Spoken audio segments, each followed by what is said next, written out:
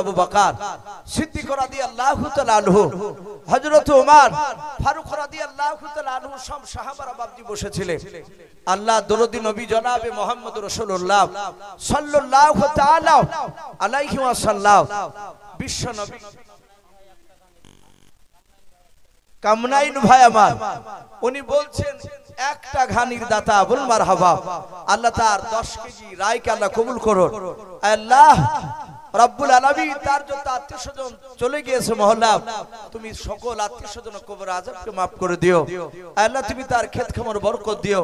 ভাই একটু আসে, আমি বলছিলাম আল্লাহ রাসূল বাবজি যুদ্ধের ময়দানে সামান কেনার জন্য, যুদ্ধের হাতিয়ার কেনার জন্য আল্লাহ রাসূল বলেন, ওগো সাহাবায়ে কেরাম, আজ তোমাদের কাছে জান নাই, কিছু মাল নিয়ে এসো। সব সাহাবারা বাবজি আপনার বাড়ি চলে গেলে, সব সাহাবা আপন আপন মাল নিয়ে আসলে। কিতাবে লিখেছে বাবজি একজন রাসূলুল্লাহর সাহাবা, জিনার নাম কিতাবে এসেছে হযরত উমাইর। উমাইর বলে নাও, সেই ব্যক্তির দুখানা হাত ছিল কাটা। মাশাআল্লাহ, এ বেনামিতে দেখো বান্দা কোথায় যে ছিলাও, আল্লাহ নাম 200 টাকা দিলাও, 200 টাকা বলে মলা করিও না হেলাও, নেকের খাতায় মলা লিখিও গো মেলাও, যার সাথে যে নিয়াতে করিয়াছে দান, দানকে কবুল করো তুমি সুবহান। ওগো বাড়ি দোয়া করি ওগো পাক রব্বানা, জান্নাতে খেলায়ও তুমি আঙ্গুর বেদানা, আল্লাহুম্মা আমিন। নারে তাকবীর। ভাই আসি 100 200 500 যে যা পারবো ভাই, আমরা শেষের বেলায় বাবজি আমরা কেউ খালি হাতে যাব না ইনশাআল্লাহ। পকেটে যদি বাবজি 10টা টাকা থাকে সেটাও দিবেন ইনশাআল্লাহ। আমি ইমন ভাইকে বলবো, ভাই মা বোনেরা অনেকে বসে আছেন, অনেকে হয়তো 100 টাকা নয় 5 টাকা 10 টাকা বাবজি লজ্জা এখানে আসতে পারে না, অনেক বাবজিরাও পারে না।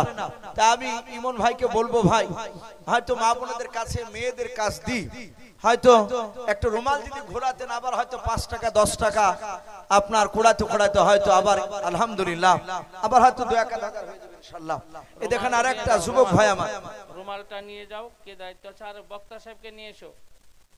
আরেকজন যুবক ভাই আমার, উনি 100 টাকা দিয়েছেন, ওগো মহল্লা তুমি তার 100 টাকা দানকে কবুল করে নাও। ভাই আমি বলছিলাম দুজন সাহাবা না, একজন সাহাবা উমাইর, তার দুখানা হাত ছিল বাবজি কাটা, সে কাজ করতে পারে না। তার বাড়িতে তার বিবিকে বলল, ওগো বিবি দেখো তিনি কোনো গম জবের দানা আছে কিনা, 2-5টা টাকা আছে কিনা। গোটা ঘর চিরুনি তল্লাশি চালালো, কোথাও বাবজি 1টা টাকা গমের দানাও পেল না। ডাক দিয়ে বলল, ওগো প্রাণের স্বামী আপনি এত চিন্তিত কেন? বলে বিবি রে, আজকে রাসূলুল্লাহ জান চাইনি, আজকে কিছু মাল চেয়েছে, সব সাহাবারা মাল নিয়ে যাবে, আমি উমাইর খালি হাতে রাসূলুল্লাহর দরবার আমি যেতে পারবো না। তাই কিতাবে এসেছে ওই উমাইর দুখানা হাত কাটা নিয়ে বাবজি এক ইহুদির বাড়ি চলে গেল, ইহুদির বাড়ি কাজ করতে। ইহুদি বলল, এই উমাইর তুমি তো কাজ করতে পারবে না। বলে ভাই আমি আপনার কাছে ভিক্ষা সাহায্য চাইতে আসিনি। বলে কি করতে এসেছো? বলে আমার রাসূলুল্লাহ আজ মাল চেয়েছে, তুমি আমাকে কাজ দাও, সেই কাজ করে দিব, তার বিনিময়ে আমাকে কিছু টাকা দিবা, সেটা নবীর দিনকে টিকে রাখার জন্য আমি দান করব। ডাক দিয়ে বলল, মুহাম্মদ সাল্লাল্লাহু আলাইহি ওয়াসাল্লাম সে তো আমাদের দুশমন। ইহুদি চিন্তা করলো, আমি এমন একটা কঠিন কাজ দিব যে কাজটা এই দুহাত কাটা উমাইর সেই ওই কাজটা করতে পারবে না। উমাইর জামা খালা ধরে টানতে টানতে নিয়ে গিয়ে একটা খাজুর বাগানে বাবজি নিয়ে গেল। নিয়ে যাওয়ার পর বলল, উমাইর এই দেখো ইদারা দেখতে পাচ্ছো? বলে হ্যাঁ। ইদারায় পানি আছে। ওই দেখো বালতি দড়ি দেখতে পাচ্ছো? বলে হ্যাঁ। বালতিতে দড়ি বেঁধে ইদারা থেকে পানি তুলে এক একটা খাজুরের গাছে এক বালতি করে পানি দাও। উমাইর বলল, ভাই এ কাজ তো আমার দ্বারা সম্ভব নয়। বলে করলে করো, আর না হলে তুমি এখান থেকে চলে যাও, এছাড়া আর কাজ না। হযরত উমাইর ডাক দিয়ে বলেছিলেন, ভাই আমাকে যখন পানি তোলার কাজ দিলে আমি হাত দিয়ে দড়িটা বাঁধতে পারবো না, তাই দয়া করে ভাই বালতিটার সাথে দড়িটা একটু বেঁধে দাও। ইহুদি বেঈমান বালতিটা দড়ি দিয়ে বেঁধে দিলাও। ওমর বলছেন, ভাই একটু দয়া করে দড়িখানা নয় বালতিখানা তুমি এদারায় ফেলে দাও।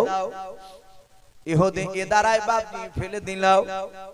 হযরত উমাইর রাদিয়াল্লাহু তাআলা আনহুর বাবা ডান পা দিয়ে নয় বাম পা দিয়ে দুনিখানাকে ধরলেন।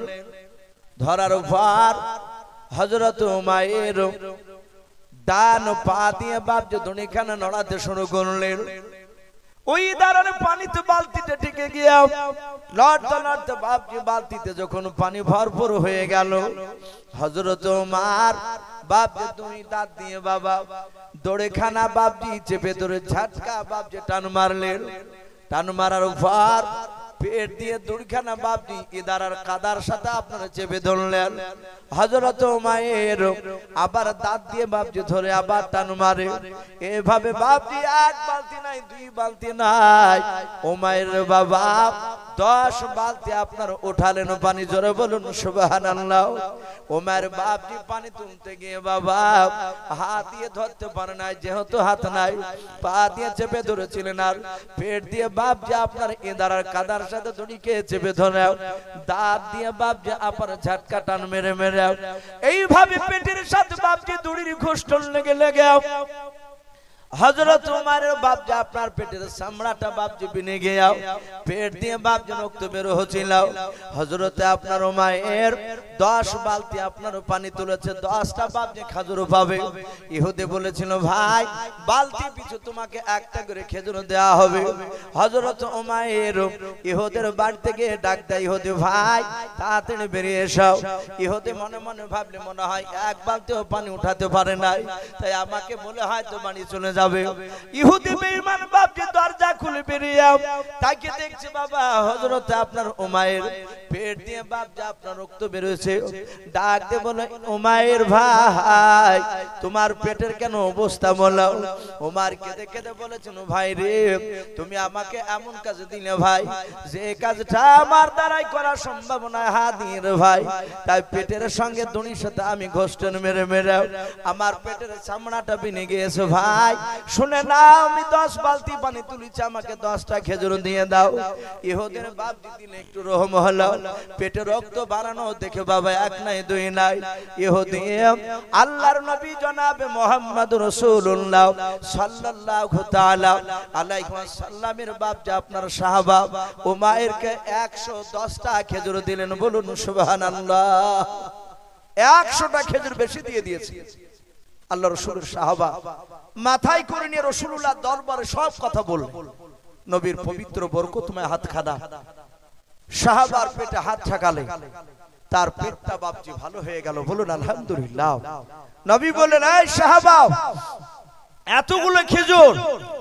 বলে হুজুর এতগুলো খেজুর তো আমি মালিক নয়, আমি মাত্র 10টা খেজুর মালিক। তাহলে মনে হয় ইহুদি বেশি দিয়ে দিয়েছে। আল্লাহ রাসূলের সাহাবার আবার ঘুরে ব্যাগ দিতে গেলেন। ভাই ইহুদি রাসূলুল্লাহর বাপ যে আপনার সাহাবার এই চরিত্র আখলাক দেখে আর থাকতে পারে নাই, সে সাথে হাতে বাপজি কলমা পড়ে মুসলমান হয়েছিলেন। বলুন আলহামদুলিল্লাহ। ভাই আজ আমাদেরকে বাপজি জান দেওয়া লাগবে না, কিছু মাল। তা আমি প্রতিটা বাপজি ভাইকে বলবো আলহামদুলিল্লাহ আপনারা যথেষ্ট দান আপনারা দিয়েছেন। আমি অনুরোধ করব বাপজি শুধু আজকে দান দিয়ে শেষ নয়, বেঁচে থাকা পর্যন্ত ইনশাআল্লাহ তুমি দিলে। এ দেখেন মাসুদ বলে একটা ছেলে মাদ্রাসা পড়াশোনা করে, 100 টাকা দিয়েছেন। আল্লাহ তার দানকে কবুল করে নিও, তার ইলমিয়াতকে কবুল করুন। বলুন আল্লাহুম্মা আমিন। তো ভাই আমরা ইনশাআল্লাহ বেঁচে থাকা পর্যন্ত এই মাদ্রাসার দিকে দানের হাত বাড়াবো। বলুন ইনশাআল্লাহ, বলুন ইনশাআল্লাহ। তো ভাই যাই হোক আমি আর লম্বা ছড়া করব না, যেহেতু ইমন ভাই বলেছিলেন ইসু ভাই কিছুক্ষণ আলোচনা করে, যেহেতু রাত্রি সারা রাত্রি জালসা হবে না, ওনারা একটু আইডিয়া দিয়েছিলেন যে রাত্রি 12টা থেকে 12:30, খুব বেশি বেশি হলে 1টা, যেহেতু বাপজি আবার ফজর নামাজ আছে, আমরা হয়তো 2-3 ঘন্টা আরাম করে আবার ফজর নামাজ পড়তে উঠবো ইনশাআল্লাহ। আমার পরের বক্তা আজকে জালসা যিনি প্রধান বক্তা আলহামদুলিল্লাহ তিনি চলে এসেছে, আপনাদের সামনে মূল্যবান কথা রাখবে। আমি কিছু কথা আপনাদের সামনে বাপজি তুলে ধরেছিলাম। আমি যে নবী সুলাইমান আলাইহিস সালামের কথা বলার একটা উদ্দেশ্য ছিল, নবী সুলাইমান পাখির মারফত বাপজি ইমানের দাওয়াত বিলকিস রানীকে দিয়েছিলেন। আমি প্রতিটা বাপজি ভাইকে বলবো ভাই আমরা নিজেরা নামাজ পড়বো এবং অপরদেরকে নামাজের দাওয়াত দিব। বলুন ইনশাআল্লাহ, বলুন ইনশাআল্লাহ। আল্লাহ আমাদের সকলকে কোরআন এবং সুন্নাত মাফি আমল করার তৌফিক দান করুন, বলুন আল্লাহুম্মা আমিন, আল্লাহুম্মা আমিন। আমি এই বলে আমার বক্তব্য শেষ করলাম। ওয়া আখিরি দাওয়ানা আনিল হামদুলিল্লাহি রাব্বিল আলামিন। আসসালামু আলাইকুম ওয়া রাহমাতুল্লাহি ওয়া বারাকাতুহু। আপনাদেরকে আমি